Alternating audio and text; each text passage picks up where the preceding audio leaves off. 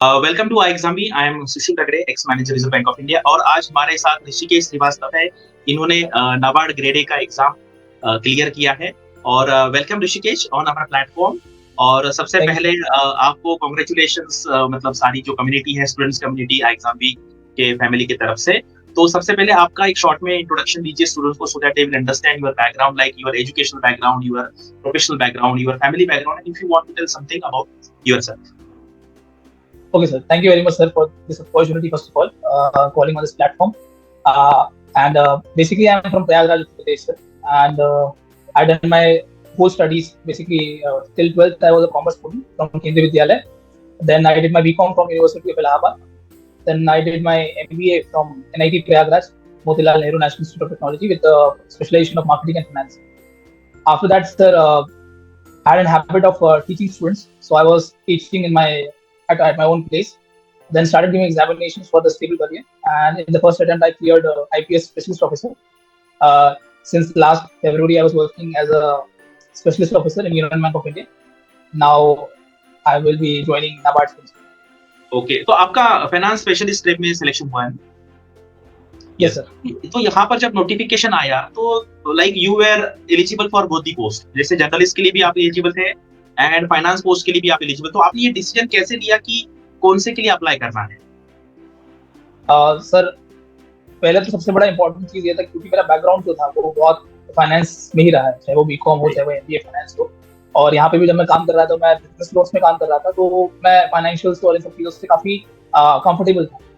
और business loss करने में भी वो सब चीजें आती थी काम में।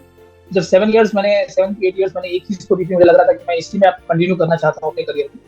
और कंपैरेटिवली जो कह लीजिए एप्लीकेंट्स होते हैं, वो फाइनेंस में कंपैरेटिवली कम होते हैं। तो दो रीजंस तो ये थे। एक तो मैं बहुत ही फेमिलियर था, कंफर्टेबल था अपने जोन में, और दूसरा कंपटीशन लेवल भी थोड़ा कंपैरेटिवली कम रहता था। Yes yes.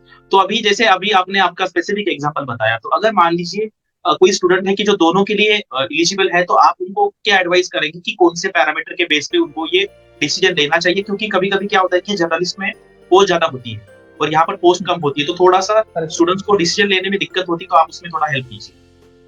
सर, इसमें मैं एक ही चीज बोलूंगा, अगर आपको कॉन्फिडेंस है अपने नॉलेज बेस पे, स्पेशलाइजेशन पे खासकर, क्योंकि जब आप मेंस देंगे, प्रीलिम्स तो ठीक है, कोई दिक्कत नहीं है, वो कॉमन होता है सबके लिए, लेकिन जब आप मेंस देंगे तो पेपर 2 पूरा आपका आपकी स्पेशलाइजेशन बेस पे रहेगा, चाहे आप लैंड डेवलपमेंट के हो, चाहे वो फिशरीज के हो, चाहे आप फॉरेस्ट्री के हो, चाहे वो फाइनेंस या आईटी के हो। अगर आपको कमांड है अपने सब्जेक्ट पे, आपको पता है कि आप कर लेंगे डिस्क्रिप्टिव और ऑब्जेक्टिव, तो बिना झिझक के आप फाइनेंस या किसी भी स्पेशलाइजेशन के लिए जाइए। क्योंकि कंपटीशन, मैं ये नहीं बोलूंगा कम ज्यादा, क्योंकि वैसे पोस्ट भी कम होती है। अगर आप रेशियो देखेंगे, अगर 1000 लोग बैठ रहे हैं और सिर्फ वैकेंसी मान लीजिए 8 है, तो वो रेशियो उतना ही आ जाता है। अगर आप 60,000 बैठ रहे हैं और वो वैकेंसी जैसे 20,000 है मान लीजिए एप्लीकेशन, और 30-35 वैकेंसीज हैं, थोड़ा बहुत ही रेशियो का अंतर पड़ेगा। लेकिन अगर आपको कमांड है अपने सब्जेक्ट पे, आपको लगता है कि हाँ you are comfortable with that knowledge based से, तो आप जाइए, स्पेशलाइजेशन से जाइए, बिल्कुल। Okay okay. तो अभी अभी आते हैं कि आपको ये कैसे पता चला कि ये नाबार्ड में मतलब नोटिफिकेशन आया है, और आपने इसका प्रिपरेशन कैसा किया, उसके बारे में भी थोड़ा सा। सर, एक्चुअली मैं मार्केटिंग ऑफिसर हूँ यूनियन बैंक ऑफ इंडिया में। तो मैं बिजनेस लोन्स करता था, तो कई बार और गवर्नमेंट ऑर्गेनाइजेशन से भी मिलना होता था, कई बार बहुत कैंपेन्स भी लगाने होते थे। तो नाबार्ड के बारे में मुझे आइडिया लगा जब मैं एक आउटरीच कैंपेन में कर रहा था। और उसमें सारे बैंक्स आए हुए थे, प्राइवेट बैंक्स भी थे, कोऑपरेटिव बैंक्स भी थे, और कॉर्पोरेट बैंक्स भी थे। और वहाँ पे नाबार्ड की डीडीएम भी मैडम आई थी। वहाँ पे पहली बार मुझे मौका मिला डीडीएम से मिलने का। और मुझे नहीं पता था कि क्या, मतलब ठीक है, पता है ऑर्गेनाइजेशन है और बहुत इंपॉर्टेंट रोल प्ले करता है, लेकिन रियल रियलाइजेशन हुई मुझे जब मैं उनसे मिला, क्योंकि बहुत सारे सेल्फ हेल्प ग्रुप आए हुए थे वहाँ पे, और जीएसजी ग्रुप आए हुए थे, एफपीओज आए हुए थे, और उनको फंड किया था बैंक के द्वारा, और सपोर्ट किया गया था नाबार्ड के द्वारा। तो जो मैंने इम्पैक्ट देखा एक डीडीएम का, वो मुझे वहां से मेरी लाइफ ने टर्न आउट किया। मैंने मैडम से बात की, तो रियलाइज किया कि कितना इंपॉर्टेंट रोल है एक डीडीएम का और एक नाबार्ड। उससे बात करने के दौरान पता चला कि ग्रेड ए की वैकेंसीज आती हैं। तो उस टाइम लकीली वैकेंसी आई हुई थी, नोटिफिकेशन आया हुआ था। तो वो मेरा पहला अटेम्प्ट था 2021 में। जब मैंने पहला अटेम्प्ट दिया था, तो तब से सर ये लगा कि मुझे नाबार्ड में जाना है। Okay okay. तो आपका ये सेकंड अटेम्प्ट में सिलेक्शन हुआ? जी सर, ये सेकंड अटेम्प्ट। तो पहले अटेम्प्ट में आपने कहाँ पर आपसे मिस्टेक हुआ, या कहाँ पर कम मार्क्स मिले आपको? सर एक्चुअली प्रीलिम्स में मार्क्स काफी अच्छे थे, मेंस में भी मार्क्स ठीक थे। इंटरव्यू में जब मैं गया तो इंटरव्यू में 40 मार्क्स आए थे, बट इतना सफिशिएंट नहीं था कि मैं फाइनल लिस्ट में आ सकता। ओके ओके मार्क्स थोड़ा बहुत ही कम थे, 55 थे शायद इंग्लिश में, ऑब्जेक्टिव में 34 थे, डिस्क्रिप्टिव में 27 28 थे। ओके लेकिन सब में दो दो तीन तीन नंबर इंप्रूव करने पे आप फाइनल लिस्ट में आ जाते हैं, तो इसी में कम था वो नहीं बोल सकते सर, लेकिन हाँ इतना सफिशिएंट नहीं था कि फाइनल लिस्ट में आ सकते। तो आपने फिर नेक्स्ट टाइम क्या क्या इम्प्रूव किया? सर मैंने हर पैरामीटर पे इम्प्रूव, मैंने कोई भी ऐसा पैरामीटर नहीं छोड़ा था कि कहीं पे भी लूप होल रह जाए that I will not be able to cope up. Starting with English, मैंने इंग्लिश में भी काम करना शुरू किया, कहाँ पे प्रॉब्लम हो रही थी, why I am not getting that 60 marks वाला जो पैरामीटर टच नहीं कर पा रहा मैं, वो क्यों नहीं हो पा रहा, उस पे मैंने काम करना स्टार्ट किया, अपने ग्रामर पे, पंक्चुएशंस पे, स्पेलिंग्स पे, अपने फ्रेमिंग्स पे। और हमेशा हम जब पैराग्राफ राइटिंग पे काम करते हैं तो हम ये सोचते हैं पहले इंट्रोडक्शन देंगे, फिर जब बॉडी देंगे उसके बाद कंक्लूजन देंगे। बॉडी में हम थोड़ा मेरिट डीमेरिट बैलेंस अप्रोच रखेंगे। उसके बाद जो लेटर राइटिंग होती है उसकी फॉर्मेट पे ध्यान दिया, कहाँ पे कॉमा लगता है, कहाँ पे स्पेस होता है। करेक्ट यस वो उसके बाद प्रेस्टी राइटिंग पे जब मैंने ध्यान दिया तो पता चला कि वर्ड लिमिट बहुत इंपॉर्टेंट होता है। यस और आपको टेंस पे ध्यान देना है, कहाँ पे आप कैसे लिख रहे हैं, वर्डिंग बहुत सिंपल होनी चाहिए, बहुत कॉम्प्लेक्स नहीं लिखना है आपको किसी में। तो जब ये सब चीजों पे काम किया सर तो ड्रास्टिकली इंप्रूवमेंट आया, ऑलमोस्ट 6 to 7 मार्क्स मेरे इंक्रीज हुए इस बार के इंग्लिश में। सेम वे में सर मैंने ऑब्जेक्टिव पे भी काम किया, जो फोकस एरियाज थे मैंने चेंज किया अपने, जहाँ पे सिलेबस में जहाँ इंपॉर्टेंट टॉपिक्स थे, जैसे अगर फाइनेंस की बात करूँ सर तो जैसे रेशियोज बहुत इंपॉर्टेंट है, financial statement, accounting policies, auditing, फिर management policies, leadership skills, leadership जो स्टाइल्स हैं, उसके बाद मोटिवेशनल थ्योरीज, देन उसके बाद कुछ कुछ टॉपिक्स ऐसे हैं जो सिलेबस में हैं वेरी इंपॉर्टेंट, बट उस पर हम कई बार ध्यान नहीं देते, जैसे एनवायरमेंटल ऑडिट, फॉरेंसिक ऑडिट। इससे क्वेश्चन पिछली बार बना था फॉरेंसिक से, इस बार एनवायरमेंट ऑडिट से आया था क्वेश्चन। सो इस बार मैंने कोई भी ऐसा स्कोर नहीं था जो मैंने टच नहीं किया था, ऐसा कोई भी एफर्ट नहीं था जो नहीं किया। हर जगह सर मैंने एफर्ट किया। इंटरव्यू में मैंने मॉक इंटरव्यूज दिए, I think 3 to 4 mock interviews दिए थे मैंने।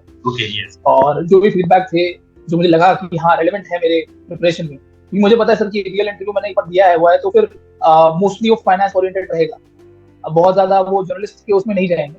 तो जो मुझे लगा फीडबैक मुझे काम करना है उस पर मैंने काम किया, अपने स्पीकिंग स्किल्स पे, पर्सनैलिटी पे काम किया। So all in all, sir, it was a comprehensive approach which I have adopted, and because of that, sir, I think improved in my marks. Correct आपने काफी डिटेल में बताया। तो अभी आप आई एग्जाम के भी स्टूडेंट रहे हो, तो आपको कैसे मतलब हेल्प हुआ हमारे कंटेंट से या लाइव क्लासेस से, टेस्ट से, कंटेंट से, बाकी मॉक इंटरव्यू में भी आपने दिया था, तो कैसे हेल्प हुआ?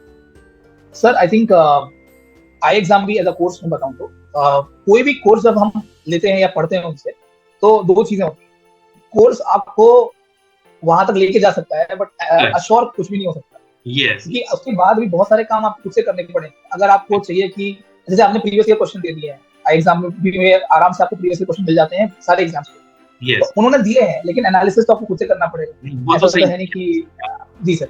तो आपको एक फॉर्डर मटेरियल जो होता है वो दे देते हैं एग्जाम भी बहुत अच्छे तरीके से स्ट्रक्चर्ड वे में, और एक आइडिया मिल जाता है हमें कि क्या पढ़ना है, क्या क्या चीजें एडेड है। जैसे मुझे याद है कि रेशियो में और उसके बाद ये स्टैंडर्ड कॉस्टिंग, ये सारी चीजें बड़ी ही अच्छे तरीके से दिया था। एक टॉपिक मुझे याद है बहुत अच्छे से मैंने पढ़ा था, IRV, NPV, और ये जो मेथड्स होते हैं, डिस्काउंटिंग मेथड्स होते हैं, पेबैक मेथड, हाँ सर, ये सब जो तरीके से मैडम ने पढ़ाया था, उसमें I think CP Joshi sir का भी वीडियोस थे, कुछ वीडियोस मुझे याद है प्राची मैडम के भी थे। और Prachi madam through out the journey मेरे जितने भी मुझे प्रॉब्लम्स होती थी मैं उन्हें कॉल करता था कि मैडम मैं कैसे आगे प्रिपेयर करूं, तो शी वाज वेरी मोटिवेटिंग। और जब आपके पास कोई ऐसा ऑन कॉल आपके पास एक सपोर्ट रहता है कि yes don't worry I am there for you, वही बहुत बड़ी चीज हो जाती है सर हम लोग के लिए कि ठीक है कोई भी प्रॉब्लम होगी हम बात कर सकते हैं आपसे। देन एक आपको स्ट्रक्चर्ड वे में मटेरियल मिल जाता है, वो आप लीजिए, सेल्फ स्टडी करिए, लेक्चर्स अटेंड करिए, टेस्ट दीजिए, समझ में आएगा कहाँ कितना सही है कितना गलत जा रहा है। फीडबैक भी मिलता है, डिस्क्रिप्शन में आपको फीडबैक भी देते हैं कहाँ कहाँ आप गलतियां कर रहे हैं, तो वो सारी चीजें हेल्पफुल होती हैं। और फाइनेंस में I don't think so I exam के अलावा कोई और भी कहीं कॉम्प्रिहेंसिवली प्रिपरेशन के लिए मिलता है। So I think that way it help me a lot. Yes तो आपने काफी डिटेल में यहाँ पे बताया है। तो अभी आपका जो इंटरव्यू का एक्सपीरियंस है उस पर हम आते हैं। तो मुझे मतलब इस साल का जो आपका एक्सपीरियंस है उसमें मुझे 2 ऐसे क्वेश्चन बताए जहाँ पर आपने बहुत ही अच्छी तरीके से आंसर किया, और ऐसा क्वेश्चन जहाँ पर आपको थोड़ी डिफिकल्टी आई आंसर देने में, लेकिन आपने समहाउ मैनेज किया। सर इस बार का इंटरव्यू थोड़ा सा मेरे लिए अलग था, क्योंकि मैं फर्स्ट कैंडिडेट था जाने के लिए, 830 के आसपास में गया था। और 8:55 के आसपास मैं वापस आया था। 25 मिनट्स का मेरा इंटरव्यू था। तो बहुत ही फ्रेश मूड में गया था मैं, और इस बार मैं बहुत ही ओपन माइंड से गया। कोई क्वेश्चन अगर आएगा तो मैं आंसर करूंगा, नहीं आएगा तो मैं पूछूंगा सर आप क्या जानना चाह रहे हैं, क्या पूछना चाह रहे हैं, मैं क्लैरिटी लूंगा। क्योंकि मैं ये नहीं चाहता कि इस बार क्वेश्चन, लास्ट ईयर सर मेरे इंटरव्यू में क्या हुआ था, वो it was yes and no वाला सिचुएशन था। या तो आता है या तो नहीं आता है, वो वाला स्पेस था। मैं बहुत ज्यादा सॉरी पे डिपेंड हो गया था, मुझे ऐसा लगता है। इस बार मैंने, अगर मुझे क्वेश्चन आंसर नहीं समझ में आ रहा है, क्वेश्चन समझ में नहीं आ रहा, मैंने पूछ लिया क्या आप ये जानना चाह रहे हैं, क्या आप इस बारे में पूछ रहे हैं। तो वो पैनल भी बहुत हेल्पफुल होते हैं, वो आपको बड़े आराम से क्वेश्चन का बताएंगे, हाँ हाँ we are asking this question, तो उसका आंसर दीजिए। मुझे याद है सर, मुझे 2 क्वेश्चन पूछे गए थे। एक तो फर्स्ट क्वेश्चन पूछा था कि इंडियन अकाउंटिंग स्टैंडर्ड्स की रिपोर्टिंग में क्यों हम नाबार्ड या कोई भी नाबार्ड ऑर्गेनाइजेशन क्यों अप्लाई नहीं कर रही। तो मैंने बहुत ही इलैबोरेटली आंसर किया, सर इसलिए नहीं कर रही है, ऑडिट कमेटी, स्टीयरिंग कमेटी, और रिपोर्ट दिया जाता है आरबीआई को क्वार्टरली बेसिस पे, हाफ ईयरली बेसिस पे। तो एक टाइम के बाद उन्होंने खुद ही मुझे बोल दिया ठीक है, सेटिस्फाइड। तो मैं ये नहीं चाहता था कि मैं कहीं पे भी रुक के अपने आप को लिमिट कर लूं। मैं चाहता था कि जितना मुझे चीज पता है अच्छे से एक्सप्रेस कर दूं मैं, वो जिस टाइम सेटिस्फाइड हो जाए वो खुद ही इशारा कर देते हैं कि नाउ नेक्स्ट क्वेश्चन। पहला क्वेश्चन ये सर, जिसमें मुझे लगा था कि मैंने अच्छे से आंसर किया है। दूसरा क्वेश्चन मुझे उन्होंने पूछा था कि प्रॉफिट एंड लॉस में प्रॉफिट का अप्रोप्रिएशन 3 सबसे ज्यादा किसमें किया जाता है। तो उसमें भी मैंने बताया कि रिजर्व एंड सरप्लस है, उसके बाद स्पेशल रिजर्व है, इन्वेस्टमेंट अप्रोप्रिएशन रिजर्व्स हैं, यहाँ पे इतने अमाउंट, मुझे अमाउंट भी आता है, मैंने अमाउंट बताया, इतने अमाउंट हमने किए हैं। और हमेशा मैंने ये चीज अपने आंसर में किया कि हमारा नाबार्ड, मेरा नाबार्ड है, हमारे नाबार्ड में इतना एप्लीकेशन हमने, आपने वो दिखाया कि मैं already I am part of NABARD. हाँ, मैंने ये चीज मतलब हमेशा बोला सर हमारे यहाँ पे ऐसे अप्लीकेशन हमने किया है। तो वो हम जब आ रहा था तो वो एक कनेक्ट बन गया था मेरे और सर और काफी अच्छी बात बोली आपने कि मतलब like you are like talking like you are already a part of NABARD. जी सर। और वो जो मतलब मुझे बहुत स्टूडेंट को वो दिक्कत आती होगी जो आपने मतलब क्वेश्चन एलाबोरेट करने को सर से कहा, वो बहुत अच्छा पॉइंट है एक्चुअली, वो स्टूडेंट्स को करना चाहिए। जी सर, लेकिन ये तभी करिए सर जब क्वेश्चन समझ में ना आए। अगर हर क्वेश्चन नहीं करना है, लेकिन मतलब जेन्युइनली जहां पर दिक्कत है, क्योंकि अगर आपको क्वेश्चन क्लियर नहीं तो आप क्या आंसर दो, आंसर नहीं सही होंगे, क्योंकि हमारा ऑनलाइन इंटरव्यू होता है सर। 2 साल से ऑनलाइन हो रहा है, तो कई बार कनेक्टिविटी इशू भी आता है, कई बार कैमरा प्रॉब्लम, माइक प्रॉब्लम भी होती है। तो पूछने में कोई हर्ज नहीं, आप पूछिए बिल्कुल आराम से, वो भी जवाब देते हैं अच्छे से, तो कोई दिक्कत नहीं। तो अभी आपका मुझे 1-2 थोड़े से अच्छे से एक्सपीरियंस जो है, अभी आप जिस ऑर्गेनाइजेशन में हो, हमने नाबार्ड के बारे में तो काफी बोल लिया है, तो अभी आपका जो बैंक का जो एक्सपीरियंस है उसमें भी आपने काफी अच्छे एक्सपीरियंस आए थे, कुछ सीखा होगा, तो उसके बारे में भी स्टूडेंट्स को 1-2 आपके एक्सपीरियंस शेयर कीजिए। 100% सर, 100%। मुझे ऐसा लगता है कि जितना भी ग्रूमिंग हुआ है, जितना भी लर्निंग्स मुझे मिली है, मेरे 2.5 इयर्स के जर्नी हुआ है। क्योंकि जब हम ज्वाइन करते हैं, नॉर्मली जब बैंक में ज्वाइन करते हैं तो फ्रेशर ज्वाइन करते हैं स्केल 1 में, तो हमें कुछ भी नहीं पता होता है, और हमें बैंक बहुत कुछ सिखाता है, बहुत कुछ देता है। और मैं बहुत लकी था कि मैं स्पेशलिस्ट ऑफिसर था, तो अब वो भी मुझे बिजनेस लोन्स में मुझे दिया गया था मार्केटिंग करने को, तो मुझे इतना कुछ जानने को मिला, चाहे वो फाइनेंस के रिलेटेड हो, चाहे वो बिजनेस रिलेटेड हो, चाहे वो मार्केट रिलेटेड हो, कि सारी चीजें मुझे समझ में आती थी कि कैसे काम करना है, कैसे मिलना है, कैसे अप्रोच करना है लोगों को।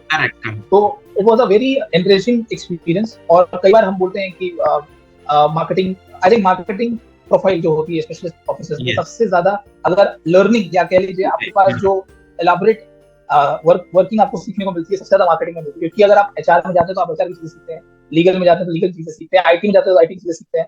बट अगर आप मार्केटिंग में चले गए तो आपको सब कुछ सीखने को मिलेगा, चाहे वो आपकी खुद के गाइडलाइंस, आपके स्कीम्स हो, आपके गवर्नमेंट स्कीम्स हो, आपके वर्किंग्स हो, तो एग्रीकल्चर से लेकर रिटेल से लेकर एमएसएमई सब सीख सकते हैं। तो ये मेरे लिए बहुत, I was very lucky that I was part of my bank.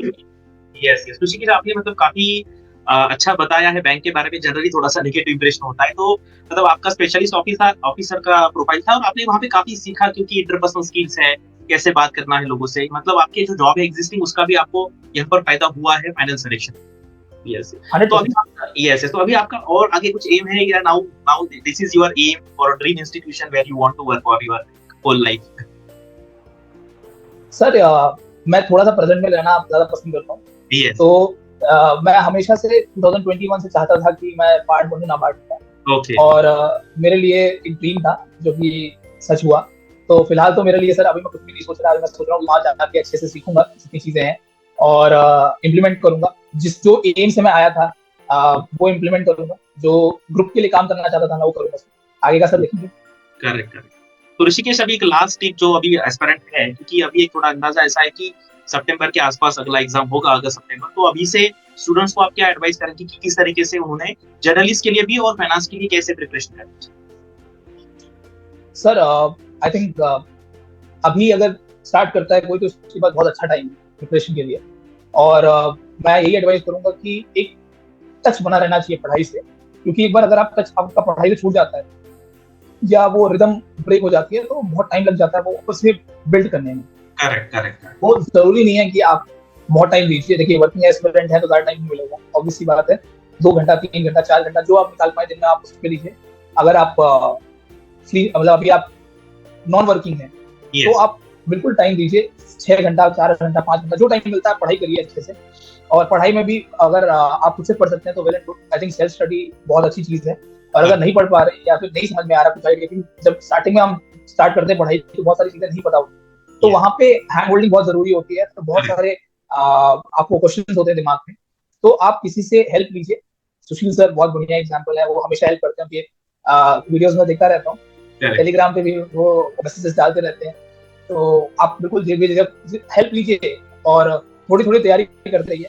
और अगर मन में है कि हाँ निकालना है, तो मुझे लगता नहीं है कि और किसी मोटिवेशन कोर्स की जरूरत पड़ेगी। वो अपने आप आता है कि तैयारी करनी है। Thank you, Rishikesh, for interact with our students, and all the best for your bright career in Navara.